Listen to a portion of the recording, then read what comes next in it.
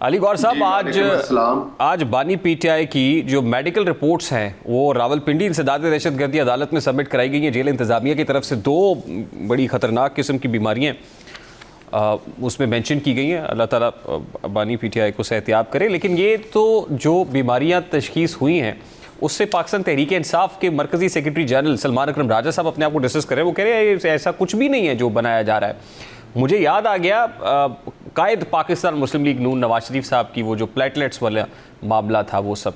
تو یہ اس وقت آپ کہتے تھے بیمار ہیں وہ, یہاں پہ بانی پی ٹی آئی انتظامیہ کہہ رہی بیمار ہے لیکن پی ٹی آئی نہیں مان رہی. سر بسم اللہ الرحمن الرحیم.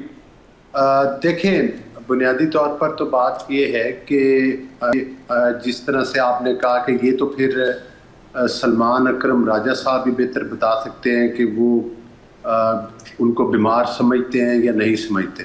لیکن ایک بات تو میں ضرور بتاؤں گا کہ جس وقت کلثوم نواز صاحبہ بیمار تھی اور زندگی اور موت کی کشمکش میں تھی, یہ وہ لوگ ہیں جو اس وقت بھی تمسخر اڑایا کرتے تھے. پھر جب نواز شریف صاحب کی صحت خراب ہوئی اس پر بھی یہ مطلب ہے کہ اس وقت کی جو ان کی گورنمنٹ میں بھی یہ تھے, ان کی صوبائی وزیر صحت, ان کی تمام لیبارٹریز, وہ جو رپورٹس تھیں وہ ساری آئیں. پھر حتیٰ کہ یہ یہاں پر بھی نہ رکے, انہوں نے شوکت خانم سے ڈاکٹرز بلوائے, وہاں سے چیک کروائیں, وہ بھی ان کی رپورٹس سیم تھی. تو گزارش کرنے کا مقصد یہ ہے کہ میں نے تو خود نہیں دیکھی کہ وہ رپورٹس کیا ہے کہ میں اس پر تبصرہ کروں, لیکن ظاہر ہے کہ اگر کسی لیبارٹری سے آئے ہیں اور اس میں کوئی مسائل ہیں, اب آپ کہہ رہے ہیں کہ اس میں بے شمار بیماریاں ہیں, یہ آپ کی وساطت سے مجھے دو بیماریاں ہیں سر, 2 بیماریاں اس میں جو مینشن کی گئی ہیں, اور وہ سنگین اس لیے ہے کہ اگر وہ پرولونگ کرتی ہیں تو وہ فالج بھی ہو سکتا ہے, ڈپریشن بھی اس میں بتایا گیا ہے. تو یہ تو کوئی اچھے سمٹمز نہیں ہیں نا علی گور بلوچ صاحب؟ جی بالکل. اگر تو وہ مطلب مستند لیبارٹریز سے ہیں, گورنمنٹ کی جو آفیشیل لیبارٹریز ہیں, تو پھر اس پر پھر بہتر سمجھتے ہیں کہ ظاہر ہے کہ جو عدالتوں کے جج صاحبان ہیں یہ پھر ان کی ذمہ داری ہے کہ وہ اس پر کیا ڈیسیژن دیتے ہیں. نہیں, لیکن حکومت کو اس کے اوپر کوئی میڈیکل بورڈ نہیں تشکیل دینا چاہیے؟ دیکھیں یہ تو ابھی آیا, یہ بھی عدالت پہ ڈیپینڈ کرتا ہے نا کہ وہ اس پر میڈیکل بورڈ کی ہدایت دیتے ہیں یا کوئی خود اس پر وہ مطلب ہے کہ وہ ججمنٹ دیتے ہیں. یہ ڈیپینڈ کرتا ہے عدالتوں کے ڈیسیژن کے اوپر. ظاہر ہے کہ جس عدالت میں پیش کی گئی ہے سب سے پہلے تو اس عدالت کا دیکھنا چاہیے کہ کیا ورڈکٹ آتا ہے, اس پر کیا ڈیسیژن ہے. ویسے آپ کو نہیں لگتا علی گور صاحب فوری طور پہ بانی پی ٹی آئی کو ہاسپٹل شفٹ کرنا چاہیے؟ اگر ڈاکٹر یہ سمجھتے ہوں اور ان کی ریکمنڈیشن ہوں کہ ان کو ہاسپٹلائز کرنے کی ضرورت ہے تو پھر کرنا چاہیے. میں تو یہی کہہ سکتا ہوں. دیکھیں ایسے نظائر تو موجود ہیں, خود نواز شریف صاحب کی مثال ہے کہ جس میں پیشنٹ کو ہاسپٹل, پھر ہاسپٹل کے بعد تو ہم نے تو بیرون ملک بھی جاتے ہوئے دیکھا ہے. دیکھیں بات یہ ہے کہ میں تو پہلی بات تو یہ ہے کہ میرا تو اس معاملے میں بڑا کلیئر ذاتی موقف یہ ہے کہ بیماری کے اوپر سیاست نہیں کرنی چاہیے. اور جس طرح سے سابقہ ادوار میں ہوتا ہے, نواز شریف صاحب کی صحت خراب ہوئی تب لوگوں نے اس کا مذاق بنایا, حتیٰ کہ کلثوم نواز صاحبہ وفات پا گئی لیکن ان کو شرم اور حیا نہیں آئی کہ یہ اس کے اوپر بھی جو جس قسم کی بیہودہ گفتگو کرتے رہے. لیکن یہ میں سمجھتا ہوں مکافات عمل ہے. اس لیے میں یہ کہہ رہا ہوں کہ میں تو یہ نہیں کہوں گا, اس بارے میں ڈاکٹر بہتر سمجھتے ہیں, اور جو بھی کسی مریض کا علاج ہو وہ مطلب ہے کہ اس کو تمام سہولیات دستیاب ہونی چاہیے. جس طرح سے میں توقع کرتا ہوں اس وقت ہم اپنی لیڈرشپ کے بارے میں کہتے تھے کہ ان کو علاج کی ضرورت ہے تو ہونا چاہیے, تو میں سیم بات کہوں گا کہ اگر بانی پی ٹی آئی کو علاج کی ضرورت ہے تو ضرور ان کا علاج ہونا چاہیے. دیکھیے جو نواز شریف صاحب کے کیس میں ہو اس کے بعد وہ ڈیل یا کمپرومائز یا ارینجمنٹ کا نتیجہ قرار دیا گیا, تو یہاں پر کوئی بیک ڈراپ میں کوئی ایسی چیز تو نہیں چل رہی علی گور صاحب؟ دیکھیں یہ تبصرے کرنا جو ہے یہ ہمارا سیاسی لوگوں کا تو کام نہیں. یہ تو ظاہر ہے کہ جنرل جسٹس کے بارے میں رائے دیتے ہیں, لیکن میں نے جس طرح سے پہلے کہا ہے کہ جب ان کی بیماری کا مسئلہ ہو کسی بھی شخص کا, وہ کوئی بھی پاکستان کا شہری اور جس کے بارے میں میڈیکل رپورٹس ہوں, اور وہ بھی مطلب ظاہر ہے کہ جو گورنمنٹ کے بڑے مطلب ہے کہ وہ ہاسپٹلز ہیں جہاں کی لیبارٹریز ہیں, جہاں کی مطلب ہے جو لیبارٹریز کے ریزلٹس ہیں, جن کو مستند تسلیم کیا جاتا ہے، تو وہ میرا خیال ہے کہ تمام لوگوں کے سامنے ہوتے ہیں. ان کے اوپر میرا نہیں خیال کہ اس کے اوپر کوئی سیاست کرنی چاہیے. اچھا علی گور صاحب بیک ڈراپ میں کوئی مذاکرات ہو رہے ہیں کسی جگہ پہ؟ کیونکہ جو باتیں اب سامنے آ رہی ہیں، رانا ثناء اللہ صاحب پرٹیکولرلی جو اسی سسٹم کے چلنے کی بات کر رہے ہیں، اگلے 5 سے 10 سال کی بات کرتے ہیں، اور پھر بہت سارے ورڈکٹس دے رہے، اور پھر مری کی بیٹھک کی باتیں بھی ہو رہی ہیں، وہاں بہت ساری چیزوں پہ کنسنسس ہوا ہے، ڈیسائیڈ کر لی گئی ہیں. تو کیا اپوزیشن کے ساتھ بھی معاملات کو طے کر لیا گیا ہے؟ دیکھیں بات یہ ہے کہ ابھی تک میرے پاس تو کوئی ایسی انفارمیشن نہیں کہ جہاں پر میں کہوں کہ کوئی بیک ڈور گورنمنٹ کے ساتھ تو نہیں چل رہا، اور نہ ہی کوئی مطلب ہے میرے ابھی تک نوٹس میں ہے ایسی بات. کس کے ساتھ چل رہے ہیں سر؟ یہ آپ بہتر سمجھتے ہوں گے کہ کس کے ساتھ چل رہے ہیں.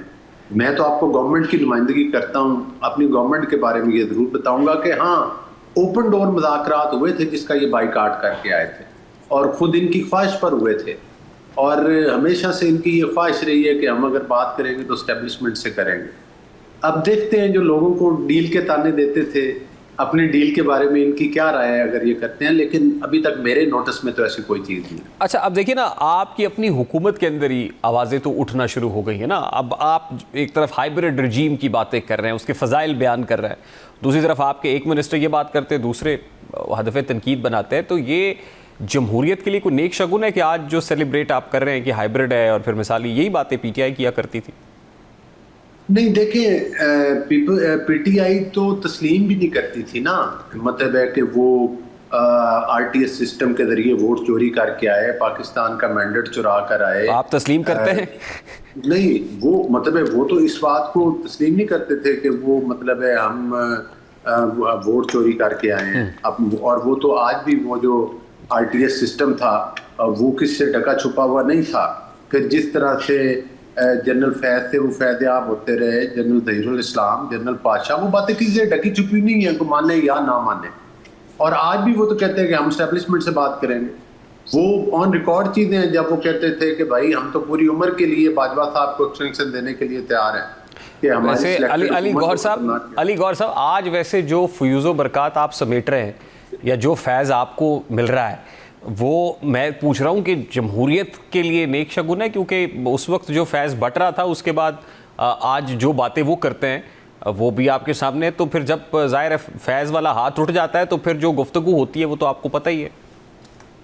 دیکھیں بات یہ ہے کہ میں تو یہ سمجھتا ہوں کہ اس وقت جو ہماری حکومت ہے، اور جو کہ ظاہر ہے وفاق میں اتحادی حکومت ہے، پنجاب میں پی ایم ایل این کی ہائیبرڈ رجیم، سر ہائیبرڈ رجیم کا ہے نا. اچھا، اور اس کا موجودہ جتنی بھی ہماری ظاہر ہے کہ جتنے بھی ادارے ہیں، پاکستان کی افواج ہیں، مثالی تعلقات، فیلڈ مارشل ہیں عاصم منیر صاحب، میں سمجھتا ہوں کہ یہ بڑا اچھا کمبینیشن جا رہا ہے، چاہے ہماری خارجہ معاہد پر ہو، چاہے ہمارے اکانومی کے لیے ہو، چاہے ہمارے ملک کے اندر داخلی معاملات ہوں جس میں لا اینڈ آرڈر کی صورتحال ہے، دہشت گردی کے خلاف ہو، سیلاب کی صورتحال ہو. تو میں سمجھتا ہوں کہ یہ نظام ایک ڈیلیور کر رہا ہے.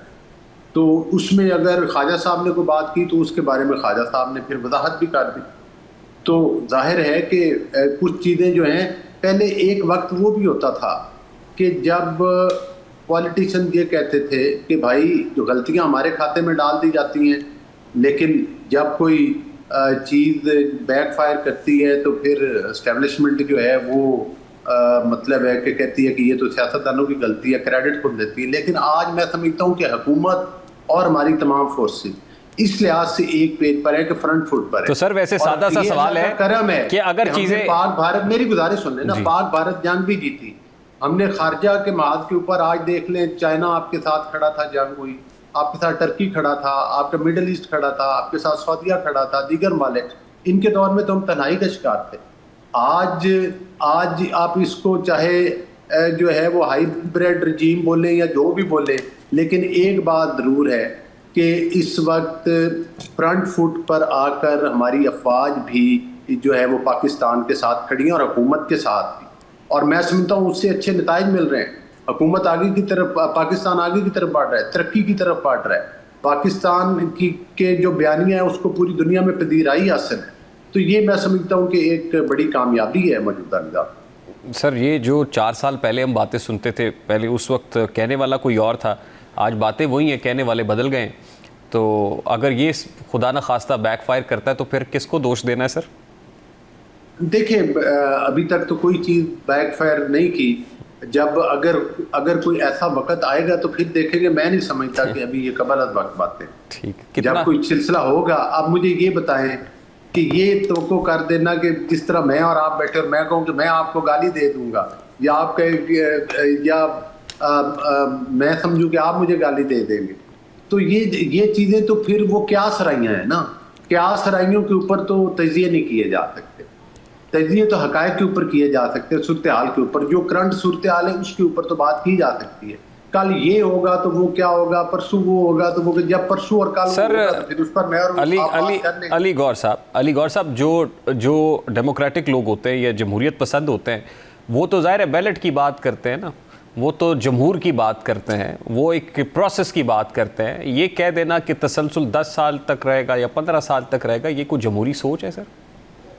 دیکھیں میں سمجھتا ہوں کہ بالکل یہ جمہوری سوچ ہے، اور یہ توقع کرنا کہ جو حکومت ڈیلیور کر رہی ہو، اور یہ ہر حکومت توقع کرتی ہے کہ اگر ہم ڈیلیور کریں گے اور ہم پاکستان کو ترقی کی راہ پر گامزن کریں گے تو حالات ہمارے فیوریبل ہو۔ تو سر یہ فیصلہ کس نے کرنا ہے؟ علی گور صاحب پلیز سر، خدا کا واسطہ ایسے نہ کہیں سر، یہ فیصلہ کس نے کرنا ہے کہ آپ ڈیلیور کر رہے ہیں؟ فیصلہ پاکستان کی عوام نے کرنا ہے۔ تو عوام کرتی ہے نا سر، 5 سال عوام بیلٹ میں کرتی ہے نا سر، یہ تھوڑی ہے کہ تسلسل جاری، یہ تھوڑی کہ 10 سال تک میں نے خود ہی فیصلہ کر لیا میں ڈیلیور کر رہا ہوں تو میں 10 سال اگر پاکستان کے عوام آئندہ الیکشن میں بھی ہمیں ووٹ دیتے ہیں، جس طرح سے الحمدللہ ہم ڈیلیور کر رہے ہیں مشکل حالات کے اندر، یہ قیاس رائے نہیں ہے، تو میں سمجھتا ہوں کہ یہ ایک اچھا کمبینیشن رہے گا، اور امید ہے کہ جو دراڑیں ڈالنے کے خواہش مند عناصر ہیں ان کو ناکامی ہوگی، اور یہ تسلسل چلتا رہے گا اس طرح۔ یہ بھی ویسے قیاس رائے ہے سر۔ باقی تو آنے والے ایک لمحے کا نہیں پتا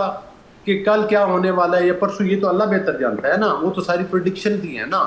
آپ کوئی اور چیز پریڈکٹ کر رہے ہوں گے، میں کچھ اور اینگل سے دیکھ رہا ہوں گا، لیکن یہ توقع کرنا کہ یہ تسلسل چلتا ہے، یہ تو خوش آئند بات ہے، اس کی توقع رکھنی چاہیے۔ پیوست رہے شجر سے امید بہار رکھ۔ ٹھیک ہے سر، خدا کرے کہ شجر اور امید بہار دونوں برقرار رہے سر۔ I have to take a very quick short break here علی گور بلوچ صاحب۔